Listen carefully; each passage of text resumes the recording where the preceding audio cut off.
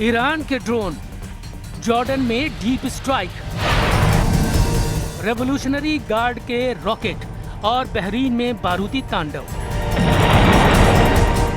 मुश्तबा के लड़ाकों का कुवैत में कहर।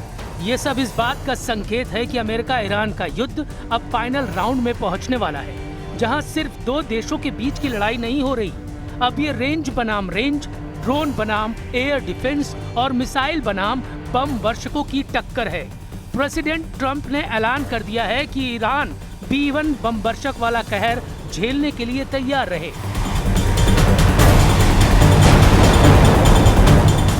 ईरान पर ट्रंप 13,600 किलोग्राम का बम फोड़ने जा रहे हैं। ये ऐसे बम हैं जो विमान से गिराए जाने के बाद अंडरग्राउंड बंकर तक पहुंचते हैं। इससे ऐसा धमाका होता है जिसकी वजह से इन्हें बंकर बस्टर बम कहा जाता है, यानी ऐसा बम जिसके विस्फोट से पिकैक्स पहाड़ के परखचे उड़ जाएं। लेकिन ट्रंप ने ईरान के अंदर अंडरग्राउंड ऑपरेशन का ऑर्डर रिलीज किया है, जिसका मकसद पिकैक्स पहाड़ को उखाड़कर ईरान का यूरेनियम हासिल करना है।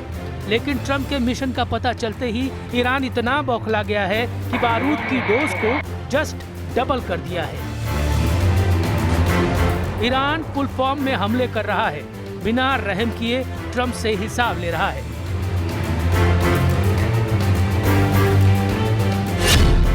ईरान मिसाइलों से पीट रहा है, जॉर्डन बचाओ बचाओ चीख रहा है।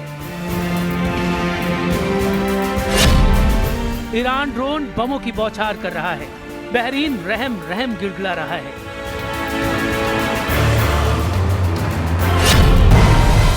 ईरान रॉकेटों से तबाही मचा रहा है, कुवैत ट्रंप से सीज फायर की अपील कर रहा है।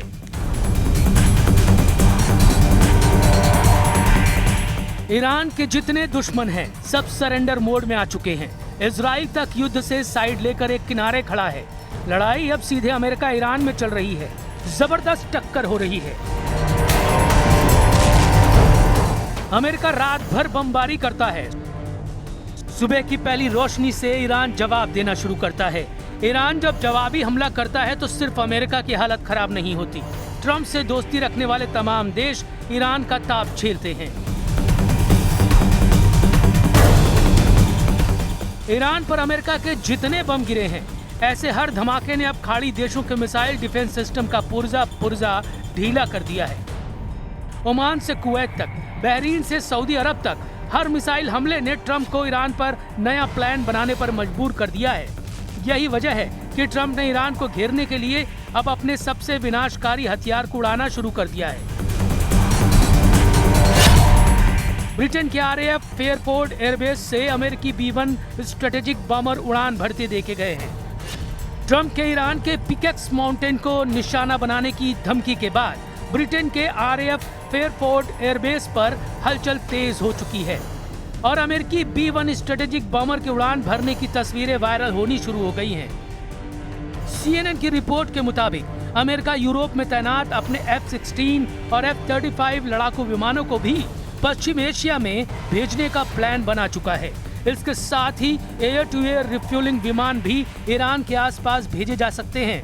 इस बीच इजराइल का बेन गुरियन इंटरनेशनल एयरपोर्ट भी एक मिलिट्री बेस बन चुका है। यहाँ पहले भी अमेरिकी सेना के जंगी हथियार तैनात रहे हैं, लेकिन अब तो इनके वीडियो खुद अमेरिकी मीडिया जारी कर रहा है। इसकी वजह ट्रंप पहले ही साफ कर चुके हैं। ट्रंप तब तक ईरान को बम से मारेंगे जब तक वो उनकी शर्तों पर सरेंडर नहीं करता। Mr. President, there are no signs that Iran is ready to stop fighting. So what is the plan? Is the plan to just keep bombing until they give up? There are no signs. Why? Do you know something that I don't know? So talks are you know still something possible, that I likely? don't know? Do you know something I don't know? Well, tell us.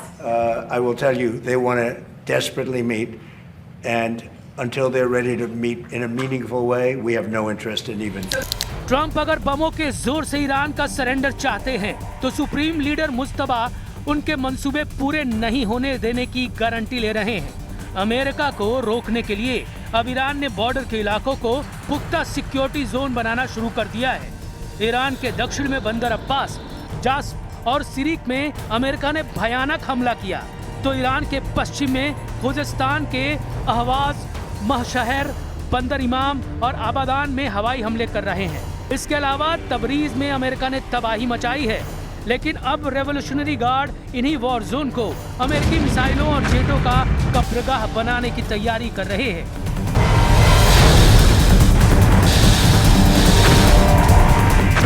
वैसे भी Trump अब Iran में अपना एक भी mission complete नहीं कर पाए, इसलिए ईरान उनके ऑपरेशन पिकैक्स की हवा खराब करने का पक्का बंदोबस्त कर रहा है। ट्रंप कहां-कहां फेल साबित हो चुके हैं, उसे पहले जान लेते हैं। उनका पहला मकसद ईरान के परमाणु कार्यक्रम को जड़ से उखाड़ना, मतलब पूरी तरह से खत्म कर देना। लेकिन क्या ऐसा हुआ? 400 किलो संवर्धित यूरेनियम को लेकर अब भी सवाल उठ रहे हैं, इसलिए ये मकसद नाकाम ही दिख रहा है, क्योंकि ट्रंप फोर्स को ईरानी यूरेनियम की करेक्ट लोकेशन तक शायद ही पता है। ट्रंप का दूसरा मकसद ईरान के मिसाइल जखीरे को मिटा देना, लेकिन ईरान के कमांडर दावा कर रहे हैं कि उनके पास इतनी मिसाइल है कि ईरान 20 साल तक लगातार युद्ध लड़ सकता है, इसलिए ये मकसद भी फेल हो गया। ट्रंप का तीसरा मकसद ईरान में बगावत करवा के तख्ता पलट करना था, लेकिन मुस्तफा खamenei ने ईरान के सर्वोच्च नेता का पद बखूबी संभाल लिया है और ईरान की मिलिट्री लीडरशिप भी कायम है, यानी ट्रंप के तीनों मकसद नाकाम साबित हुए हैं।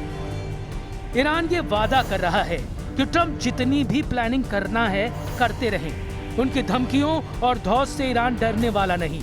ट्रंप को अगर ईरान में कुछ हासिल होगा तो वो हार है।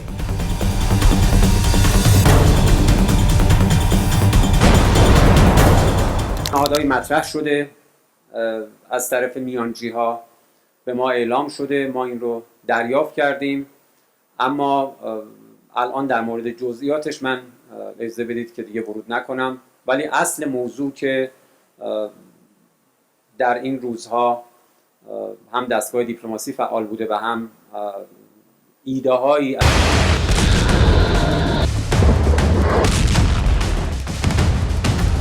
ईरान की air power super active mode में है। ईरान की मिसाइल साइट पर लगातार काम चल रहा है, मतलब मुस्तफा के लड़ाकों के पास हथियारों की कोई कमी नहीं। वहीं ट्रंप का वॉर बजट इतना बढ़ चुका है कि उनकी हालत खराब है। अमेरिकी रक्षा मंत्री पीट हेगसेथ ने कहा कि ईरान में अमेरिका के युद्ध का खर्च अब तक 37.5 अरब डॉलर पहुंच चुका है।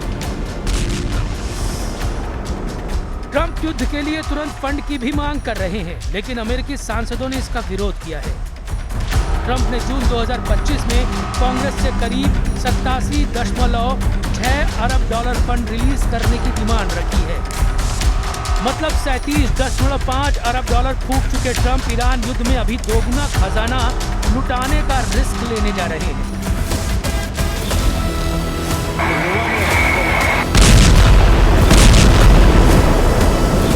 अमेरिका में ज्यादातर सीनेटर ट्रंप के वॉर बजट बढ़ाने पर भड़के हुए हैं, जबकि अमेरिकी रक्षा मंत्री दावा कर रहे हैं कि यही सही समय है जब अमेरिकी सेनाओं को ज्यादा से ज्यादा बम दिए जाएं।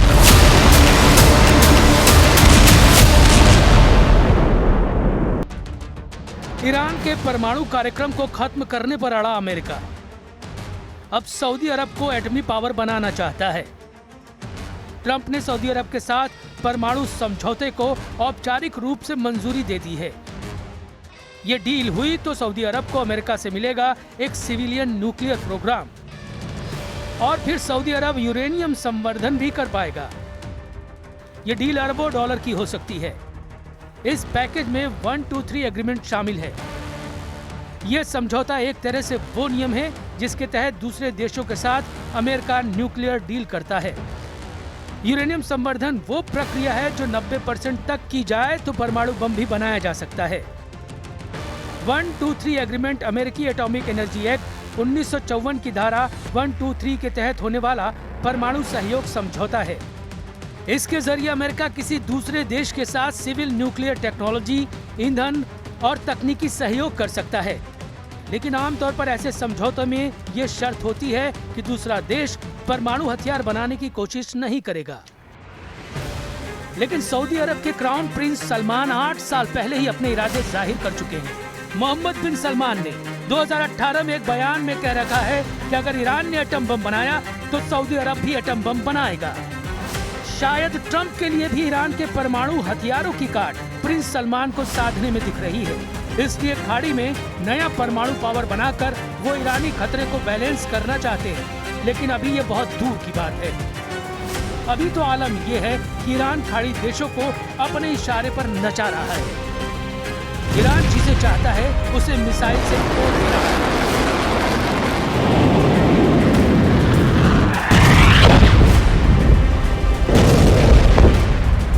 सऊदी अरब एटमी पावर बनने का पहला कदम उठाता भी है तो ईरान उसे बख्शने वाला नहीं। दोनों मुल्कों की पुश्तैनी दुश्मनी का ये राउंड सबसे खौफनाक होगा, क्योंकि ईरान के पास युद्ध में एक तरफा बढ़त है तो सऊदी अरब के पास ट्रंप का फुल बैकअप, यानी अरब वर्ल्ड का युद्ध भी जबरदस्त और विनाशकारी साबित हो सकता है।